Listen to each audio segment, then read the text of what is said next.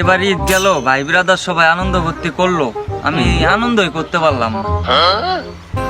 যা শালা, সবাই ঈদ করলো, আনন্দ ফুর্তি করলো, শালা শুধু আমি করতে পারলাম না। যা, দুঃখে বুকটা ফাইটে যাইতেছি, এত বড় হয়ে গেলাম তাও কিছু করতে পারলাম না। কি রে তামিল বন্ধু ওই দেখে একা একা মন খারাপ করে বই রয়েছে। যা, ব্যাপারটা বুঝলাম না, তোকে আমার মতো মন খারাপ করে বই রয়েছে, আমি তো ঈদ ঘুরতে ফিরতে পারি না, ও ঘুরতে ফিরতে পারি না। যাই শুনি তো, কি রে বন্ধু তোর মন খারাপ কে? আরে বন্ধু আর বলিস না। কেন বন্ধু, তোর আবার কি এলো? তোরও কি আমার মতো দশা হইলো নাকি? আর বলিস না বন্ধু, আগে ছোটবেলা ঈদে কতই না আনন্দ ফুর্তি করছি, কিন্তু এখন আর কোনো আনন্দ ফুর্তিই নাই। আরে বন্ধু আনন্দ ঘুরতে হবি কেমনে? কালকে গেছি ঘুরতে, সবাই দেখি জোড়ায় জোড়ায়।